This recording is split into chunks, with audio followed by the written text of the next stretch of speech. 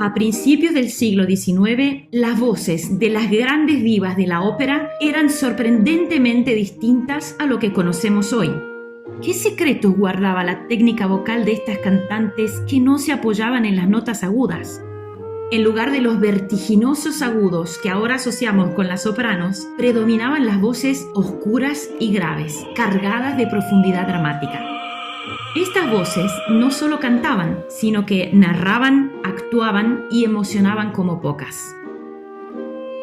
Imaginen a un público embelesado escuchando a la gran Giuditta Pasta, tan extasiado con su interpretación que la gente quedaba como hipnotizada. Se decía que su voz poseía tal profundidad que una sola nota bastaba para dejar a toda la sala sin aliento. Fueron tan enormes su talento y su magnetismo que se convirtió en la musa de compositores como Vincenzo Bellini o Gaetano Donizetti.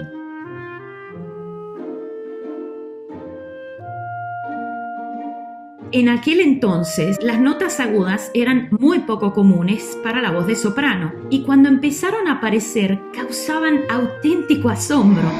Una muestra de ello son las notas que toma el famoso maestro de canto Manuel García Hijo, escribiendo sobre el raro acontecimiento de escuchar los primeros sobreagudos, incluyendo el primer fa sobreagudo que escuchó cantado por Emilia de Meric. Este momento lo impactó tanto que incluso anotó cuidadosamente en sus registros la fecha, 1819. ¿Se imaginan el silencio expectante y el asombro del público cuando esas notas tan agudas fueron escuchadas por primera vez en el teatro?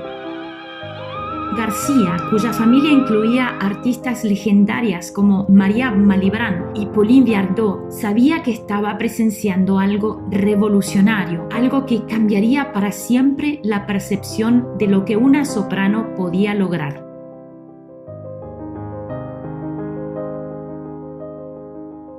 Volvamos a las sopranos de inicios del siglo XIX, antes de la revolución de los agudos.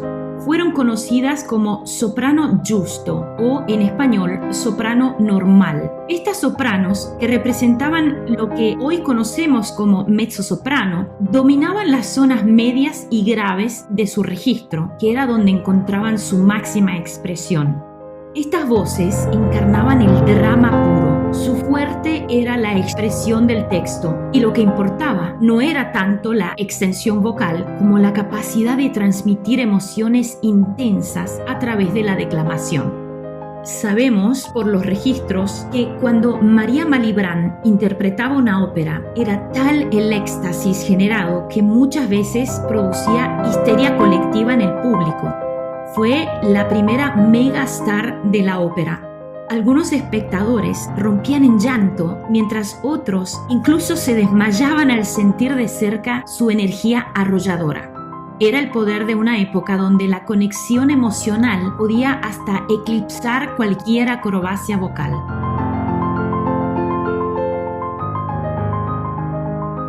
El desarrollo de la voz de pecho en estas sopranos marcó un hito en esta era. Este enfoque técnico les permitió proyectar notas graves con una riqueza y potencia incomparables. Las notas agudas, en consecuencia, eran más limitadas, un poco menos potentes e impactantes respecto de la poderosa zona central.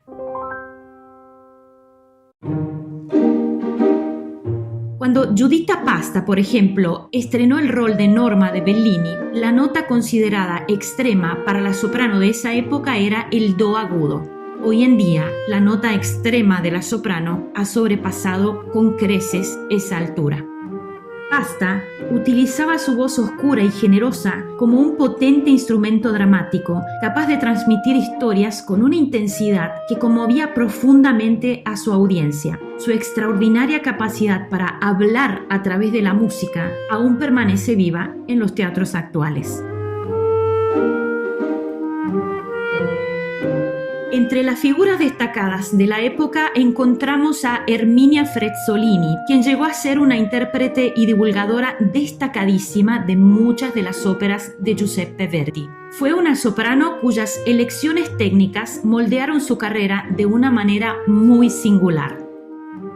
Su padre, Giuseppe Frezzolini, era uno de los bajos preferidos de Donizetti, quien lo llamaba el príncipe de los bajos cómicos y para quien compuso varios roles, entre ellos Dulcamara dell'Elisir d'Amore. Giuseppe, convertido en el maestro de canto de su hija Herminia, se tomó muy en serio su formación. Convencido de que la voz de pecho era contraproducente para el desarrollo vocal y que perjudicaba especialmente la zona aguda, le prohibió a su hija ejercitarla, incluso le prohibió cantar las notas de la zona centro grave de su registro, obligándola a concentrarse únicamente en los agudos, comenzando siempre las vocalizaciones a partir del sol central. Sin embargo, Herminia, que probablemente había tenido ocasión de escuchar y de sentir el tremendo impacto de las notas graves de grandes divas de la época como María Malibran, deseaba profundamente explorarlas ella también. Así que, a escondidas de su padre, se empeñó en trabajar y desarrollar la voz de pecho. El resultado de forzar la voz con esta superposición de dos técnicas diferentes fue una voz con un defecto técnico muy marcado. Su voz se quebraba en el pasaje hacia los agudos, pero Frezzolini, que fue una artista muy inteligente y muy talentosa, usó esa rotura en su registro para crear un efecto dramático, una especie de sollozo musical que emocionaba profundamente al público. ¿Cómo convertir una limitación en una ventaja artística? Ella lo supo como nadie.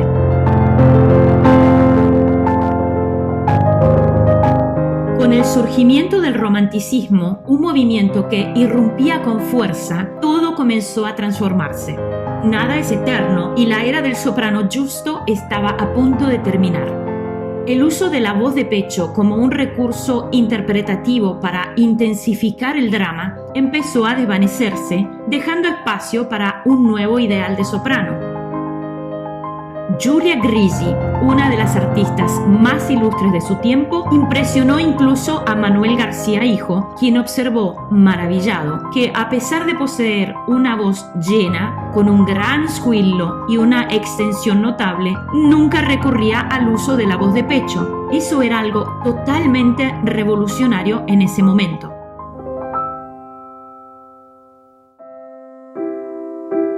De esta evolución emergió la figura de la fanciulla, la joven trágica que sufría con intensidad, enfrentaba dramas insuperables y con frecuencia sucumbía a la locura.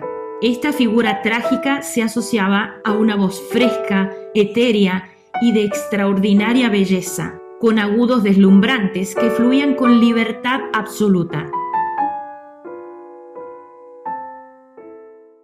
Así nació il soprano sfogato, cuyo nombre italiano, soprano desahogado, evocaba la sensación de libertad y esplendor que definía esos agudos, transformando para siempre la escena de la soprano en el romanticismo.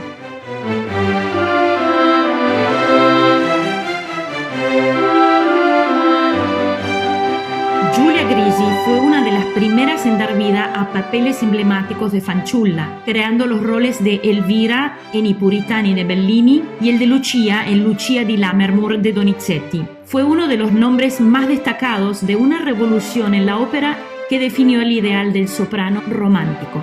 Era la viva encarnación de la fanciulla, esa joven idealizada, tan frágil y tan enamorada que podía perder la razón y con una voz angelical que parecía no tener límites.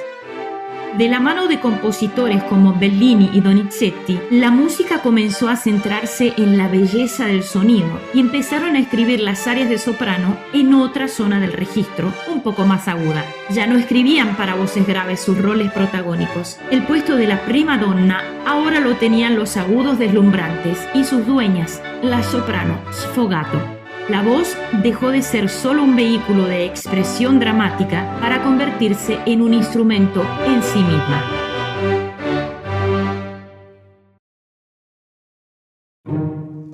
Como suele ocurrir en los cambios históricos, la transición de un estilo a otro no fue ni clara ni ordenada en el tiempo. Existen dos ejemplos particularmente reveladores de esta época.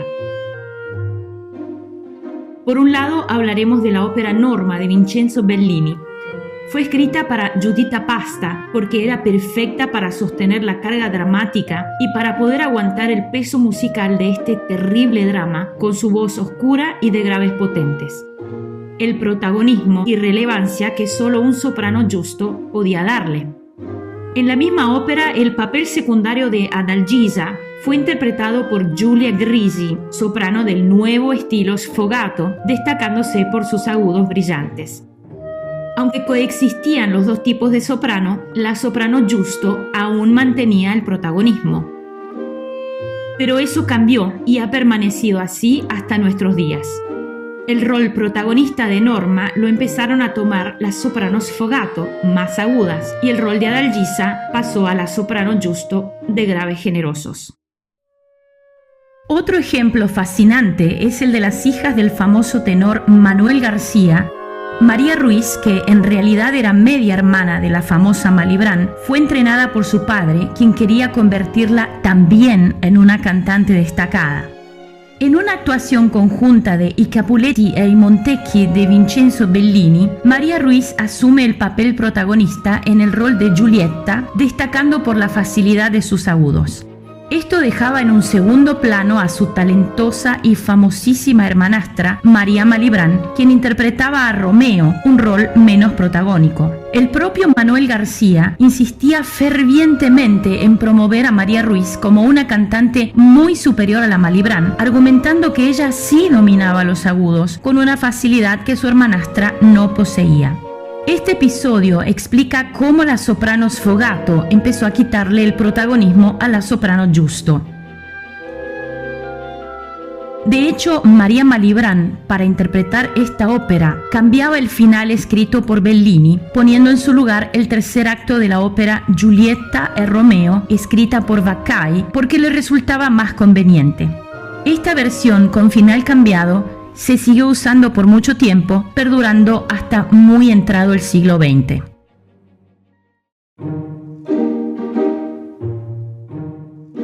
Podemos afirmar que el siglo XIX fue un tiempo de revolución vocal y teatral, de estilo y de forma, donde las sopranos se transformaron de narradoras dramáticas a artistas que deslumbraban con la extrema belleza de sus sorprendentes notas agudas. Las divas de esta época no solo cambiaron el reinado de las primadonna, sino que redefinieron cómo entendemos la música y la emoción en el arte de nuestro tiempo. Sus voces y sus pasiones cambiaron para siempre el curso de la ópera y su legado sigue vivo en el mágico mundo del arte del canto.